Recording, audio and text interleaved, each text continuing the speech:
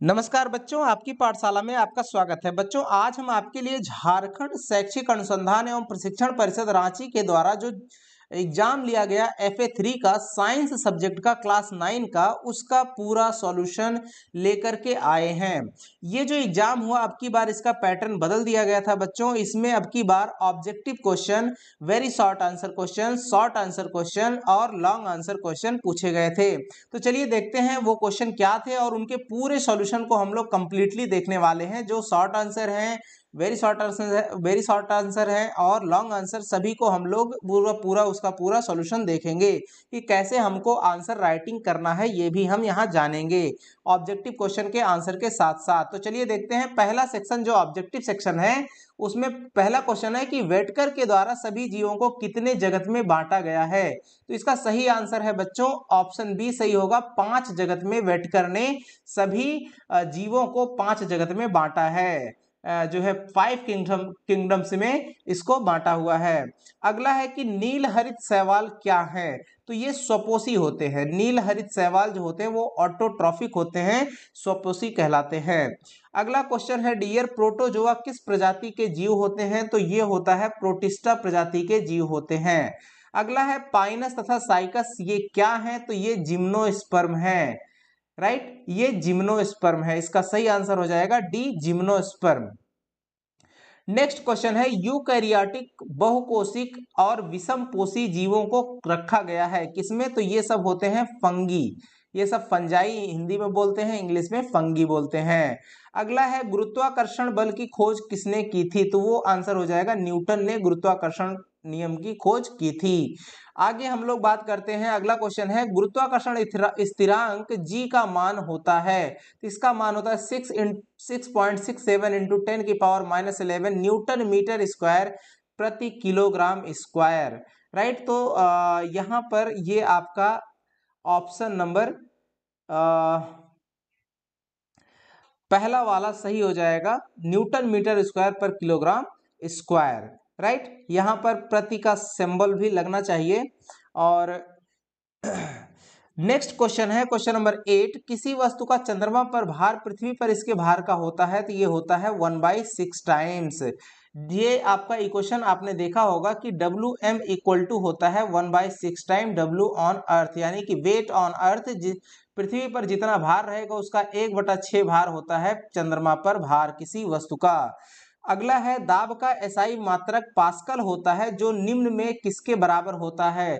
तो दाब P बराबर होता है दाब बराबर बल बटे क्षेत्रफल F/A।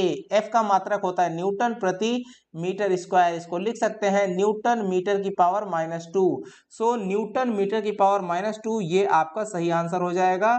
और ये ऑप्शन नंबर सी है डी है, तो ये सही हो जाएगा। अगला है क्वेश्चन घनत्व का एसआई मात्रक क्या होता है। तो घनत्व D बराबर डेंसिटी बराबर होता है द्रव्यमान यानी कि मास और बटे में वॉल्यूम यानी कि मास का जो वो होता है वो होता है किलोग्राम मास का यूनिट, और बटे में वॉल्यूम का होता है मीटर क्यूब। तो इसको लिख सकते हैं किलोग्राम मीटर की पावर -3। तो ये आंसर सही हो जाएगा सी वाला, किलोग्राम मीटर की पावर -3। अब बढ़ते हैं सेक्शन बी की तरफ। डियर, ये जो क्वेश्चन है 11 नंबर की, प्रकाश संश्लेषण करने वाला एक कोशिक यूकैरियोटिक जीव को आप किस जगत में रखेंगे। तो इसका सही आंसर है डियर प्रोटिस्टा किंगडम में, यानी कि प्रोटिस्टा जगत में रखा जाएगा। अगला है एक वस्तु का द्रव्यमान 10 किलोग्राम है तो पृथ्वी पर इसका भार कितना होगा। इसका मास दिया हुआ है आपका 10 किलोग्राम। तो आपको पता है कि वेट क्या होता है, W = M × G होता है। M है 10 × G का मान होता है 9.8, तो हो जाएगा 98 न्यूटन। और ये वेट जो होता है एक प्रकार का फोर्स होता है, सो दैट्स वाई इसका जो यूनिट होगा वो न्यूटन होगा। सो आंसर क्या आएगा 98 न्यूटन। ये है इसका कंप्लीट सॉल्यूशन। अब आगे बढ़ते हैं सेक्शन सी की तरफ। अब सेक्शन सी के लिए बच्चों इसमें जगह नहीं है, इसलिए हम लोगों को इसको चलना पड़ेगा दूसरे पेज में। पहला क्वेश्चन है पक्षी वर्ग और स्तनपायी वर्ग के जंतुओं में क्या अंतर है। तो इसके आंसर के लिए अब हम लोग चलते हैं। ये देखिए इसका आंसर है पक्षी वर्ग के जंतु, हम लोग इस तरीके से लिखेंगे और स्तनपायी वर्ग के जंतु इस तरीके से लिख देंगे। अब ये देखिए पहला कि पक्षी वर्ग के जंतु समतापी होते हैं जबकि स्तनधारी जंतु उच्चतापी होते हैं। दूसरा अंतर है कि पक्षी वर्ग जो है वो अंडे देते हैं जबकि ये बच्चे पैदा करते हैं स्तनपायी वर्ग के जंतु। अगला है तीसरा अंतर हम लोग लिख सकते हैं कि जबड़े चोंच में परिवर्तित हो जाते हैं किसके, पक्षियों के, और वह उनमें दांत नहीं होते हैं, उनके जबड़ों में दांत नहीं होते हैं, लेकिन इनके शरीर पर रोम या बाल होते हैं किसके, स्तनपायी जंतुओं के। और जो दांत होते हैं दांत के जबड़े की हड्डी में लगे होते हैं, दांत जो होते हैं वो जबड़े की हड्डी में लगे होते हैं। तीसरा अंतर है डियर। अगला अंतर जो है वो है त्वचा शुष्क होती है यानी कि सूखी होती है और ग्रंथियां नहीं पाई जाती, जबकि जो स्तनपायी जीव होते हैं उनकी छाती में स्तन ग्रंथियां होती हैं जिससे दूध बनता है। अगला है जो अंतर हम लोग यहाँ लिखे हैं वो है कि इनके हृदय 4 कक्षों में बटे होते हैं। तो स्तनपायी वर्ग के जो जंतु होते हैं उनके भी हृदय 4 वलयों में 4 कक्षों में बटे होते हैं। एक प्रकार से हम कह सकते हैं कि ये इनमें सिमिलैरिटी भी है, एक ही समानता होती है। तो इस तरीके से हमने इनके बीच में 5 डिफरेंसेस देखे डियर। अब हम लोग बढ़ते हैं आगे इसके जो है अगले क्वेश्चन की तरफ। तो ये रहा आपका जो पक्षी वर्ग और स्तनपायी वर्ग के जंतुओं में जो अंतर होता है वो उसका पूरा आंसर। अब बढ़ते हैं अगला क्वेश्चन। अगला क्वेश्चन है डियर हमारा कि उत्प्लावकता से आप क्या समझते हैं। तो अब इसका आंसर हम लोग क्या लिखेंगे, देखिए कि जब किसी वस्तु को किसी द्रव में पूर्णतः अथवा आंशिक रूप से डुबोया जाता है तब वस्तु पर ऊपर की दिशा में एक बल लगता है जिसे उत्प्लावक बल कहते हैं। ये देखिए आर्किमिडीज ने बताया कि वस्तु पर लगने वाला उत्प्लावक बल वस्तु द्वारा हटाए गए द्रव के भार के बराबर होता है। इस बल की दिशा हमेशा ऊपर की तरफ होती है। उत्प्लावक बल का परिमाण तरल द्रव के घनत्व पर निर्भर करता है डियर।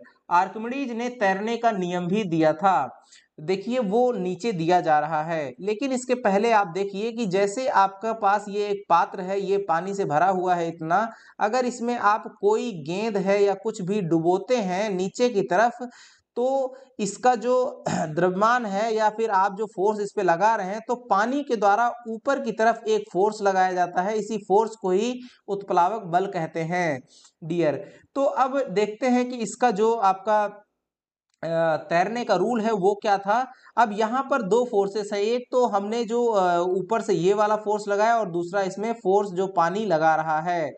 अब चलिए देखते हैं कि ये जो होता है ये क्या है तैरने का नियम। तो ध्यान दीजिए जो ऊपर से यहाँ से फोर्स लगा इसके द्रव्यमान नियम के कारण तो वो होता है m/g, और जो पानी से फोर्स लग रहा है वो फोर्स आप मान लीजिए F है। ये F अगर फोर्स है, यहाँ पे U से दर्शाया गया है फिगर में, हम इसको F लिख रहे हैं। ये mg फोर्स लगा हुआ है ऊपर से इसके मास के कारण, और पानी जो है इस ऑब्जेक्ट के ऊपर लगा रहा है फोर्स F, उसको लिखा गया है। पहली केस में यहाँ पे F बराबर mg है, यानी कि जो फोर्स लग रहा है पानी के द्वारा और जो फोर्स वस्तु के द्वारा जो है दाब डाला जा रहा है, जो बल लग रहा है पानी के ऊपर, वो दोनों सेम है। ऐसी दशा में वस्तु क्या होगी, आधी डूबी रहेगी और आधी ऊपर तैरती रहेगी। ये सिचुएशन होगी तैरने की पहली केस। अब दूसरा है कि अगर जो आपने यानी वस्तु के द्वारा जो लगाया गया बल है वो आपका ज्यादा होगा जो पानी के द्वारा लगाया गया बल F है उससे, तो क्या होगा, वस्तु जो है डूब जाएगी, थोड़ा बहुत ऊपर रहेगा और जो है वस्तु जो है आपकी डूब जाएगी। ऐसी दशा में वस्तु क्या होगी, नीचे डूब जाएगी, आकर के बैठ जाएगी नीचे। अब जो है अगर यहाँ पे जो फोर्स है आप वस्तु के द्वारा जो फोर्स लगाया जा रहा है mg वो अगर कम है और जो फोर्स पानी के द्वारा लगाया जा रहा है वो फोर्स की मात्रा ज्यादा है तो वस्तु जो है जरा सा भी नहीं डूबेगी, पूर्णतः वो क्या होगी, तैरती रहेगी। इसमें आंशिक रूप से तैरेगी, ये है आंशिक रूप से तैरेगी, और जबकि इसमें पूर्णतः तैरेगी और इसमें पूर्णतः डूब जाएगी, पूर्णतः डूब जाएगी। राइट डियर, तो ये इसके आंसर हुए। ये उत्प्लावकता से आप क्या समझते हैं, तो इतना आप लिख देंगे तो आपका आंसर बहुत करेक्ट माना जाएगा और बहुत ही इफेक्टिव रहेगा। अब बढ़ते हैं अगले क्वेश्चन की तरफ डियर, वो क्या है, तो चलिए देखते हैं। वो क्वेश्चन है हमारा, क्वेश्चन है कि पादप जगत के प्रमुख वर्ग कौन कौन है। क्वेश्चन है पादप जगत के प्रमुख वर्ग कौन कौन है, इसके वर्गीकरण के क्या आधार हैं, ये क्वेश्चन है। तो चलिए देखते हैं, इसमें दो पार्ट्स हैं, ये लॉन्ग आंसर वाला क्वेश्चन है। तो इसका देखिए क्या है, सबसे पहले हम लोग इसका देखेंगे कि पादप जगत के जो प्रमुख वर्ग हैं वो 5 वर्ग हैं। पहला थैलोफाइटा, दूसरा ब्रायोफाइटा, तीसरा टेरिडोफाइटा, चौथा जिम्नोस्पर्म और पांचवा एंजियोस्पर्म। ये 5 इसके प्रमुख वर्ग होते हैं। अब इसके हम लोग बात कर लेते हैं कि इसके वर्गीकरण के आधार क्या क्या हैं। तो चलिए देखते हैं इसके वर्गीकरण के आधार क्या हैं। तो इसके वर्गीकरण के जो आधार हैं, पहला आधार है कि पादपों की शारीरिक संरचना में कोई विभेदीकरण है अथवा नहीं, इस आधार पर इनको बांटा गया। दूसरा आधार क्या है इनके वर्गीकरण का, कि देखा गया कि इनमें पादप शरीर में के एक दूसरे भाग तक जल तथा दूसरी चीजों के संवहन के लिए, जो कैरी करता है, ले जाने के लिए विशिष्ट ऊतक मौजूद हैं अथवा नहीं, ये दूसरा आधार था इनके वर्गीकरण का। तीसरा आधार क्या था, देखा गया कि पौधे बीज रहित हैं या फिर बीज उत्पादित करने वाले पौधे हैं। कुछ पौधे होते हैं जिनमें बीज नहीं बनता है और कुछ पौधे होते हैं जिनमें बीज बनता है, तो उनके आधार पर इनको वर्गीकृत किया गया। और लास्ट है जो, वो है पौधे नग्न बीजी हैं अथवा फलों में बंद बीज वाले हैं। नग्न बीजी का मतलब है कि सिर्फ उसमें बीज बाहर से दिखता रहता है सीधे, और फलों के अंदर बंद रहने वाले बीज, ये 2 किस्म के हो गए पौधे। तो इन 4 आधारों पर इनके वर्गीकरण किए गए हैं। तो ये आपका इस क्वेश्चन का कंप्लीट आंसर हो गया। अब बढ़ते हैं अगले क्वेश्चन की तरफ डियर। ये क्वेश्चन है आपका, ये क्वेश्चन है कि गुरुत्वाकर्षण का सार्वत्रिक नियम क्या है। तो सबसे पहले आपको गुरुत्वाकर्षण का सार्वत्रिक नियम बताना है और फिर इसका व्यंजक यानी एक्सप्रेशन जो होता है वो आपको निकाल के दिखाना है कि गुरुत्वाकर्षण बल का जो मान होता है वो हम लोग कैसे निकालते हैं, वो व्यंजक निकालना है। तो ये देखिए कैसे इसको हम लोग करेंगे। सार्वत्रिक नियम सबसे पहले लिखते हैं, तो गुरुत्वाकर्षण का सार्वत्रिक नियम हम लोग यहाँ लिखते हैं। ये देखिए क्या होता है कि दो पिंडों के बीच लगने वाला आकर्षण बल दोनों पिंडों के द्रव्यमानों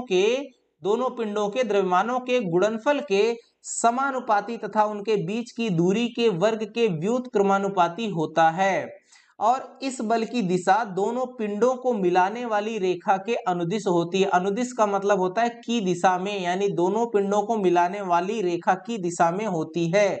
तो देखिए कैसे इसका हम लोग स्केच देख लेते हैं। स्केच देखेंगे तो ये देखिए आपको मिलता है, यहाँ पे एक पिंड है, यहाँ पे दिख रहा है जिसका मास है m1, दूसरा पिंड है जिसका मास है m2। अब इन दोनों के बीच में जो आकर्षण बल लग रहा है वो आपका, ये मान लीजिए दोनों समान बल से खींचे जाएंगे। F12 का मतलब फोर्स ऑन 1/2 और F21 का मतलब फोर्स ऑन 2/1, राइट। इसको हम लोग सिंपली F से ही अगर डिनोट करें कि दोनों एक दूसरे को फोर्स लगा करके खींच रहे हैं या अट्रैक्ट कर रहे हैं, दोनों के बीच में जो फोर्स लग रहा है वो F है, और इन दोनों के बीच की जो दूरी है वो देखो डियर ये R दी हुई है, ये R है। अब हम लोगों को क्या करना है, इसका व्यंजक प्राप्त करना है। तो सबसे पहले देखिए क्या होगा कि यदि दोनों पिंडों का द्रव्यमान m1 और m2 हो और उनके बीच की दूरी r हो, तो उनके बीच लगने वाला जो आकर्षण बल F होगा, जिसको हमने F मान लिया है इनके बीच लगने वाले आकर्षण बल को, वो क्या होगा, तो देखिए वो होगा आपका F जो होता है वो परिभाषा के अकॉर्डिंग F आपका प्रोपोर्शनल होगा दोनों उनके द्रव्यमानों के, दोनों पिंडों के द्रव्यमानों के गुणनफल के अनुक्रमानुपाती होता है। इसको हमने समीकरण 1 मान लिया। अब हम लोग देखते हैं समीकरण 2 में कि ये जो ही फोर्स होता है वो उसके बीच की जो दूरी होती है उसके इनवर्सली प्रोपोर्शनल होता है, यानी व्युत्क्रमानुपाती होता है। तो उसे समीकरण नंबर 2 मान लिया। अब हम लोग समीकरण 1 और 2 से देखते हैं हमें क्या मिलेगा कि F जो होगा वो प्रोपोर्शनल हो जाएगा m1 इंटू m2/r² के। अब जैसे ही यहां से ये प्रोपोर्शनलिटी साइन हटाते हैं तो इसकी जगह बराबर का चिन्ह लगाएंगे, तो यहाँ पर राइट साइड में यहाँ पर हम लोगों को एक कांस्टेंट ऐड करना पड़ता है, तो हम लोग g ऐड करते हैं। उसे देखिए इस तरीके से हम लोगों का मिल जाएगा, F बराबर G into M1 M2 upon R square. तो ये हमारा जो होगा यही एक्सप्रेशन होता है, जहां पर ये जो G होता है वो आपका एक नियतांक होता है जिसे सार्वत्रिक गुरुत्वाकर्षण नियतांक कहते हैं। तो बच्चों इस तरीके से ये आपका व्यंजक भी प्राप्त हो गया। तो इस क्वेश्चन में आपको ओवरऑल इतनी सारी बातें लिखनी पड़ती, तब ये क्वेश्चन आपका कंप्लीट होता। तो इसी के साथ अब ये आपका उम्मीद करता हूं कि आपको ये वीडियो पसंद आया होगा और ये सॉल्यूशंस भी आपको अच्छे लगे होंगे और आपके एग्जाम में आने वाले क्वेश्चंस के रूप में ये हो सकता है आ भी जाएं, क्योंकि ये काफी इंपॉर्टेंट क्वेश्चन है।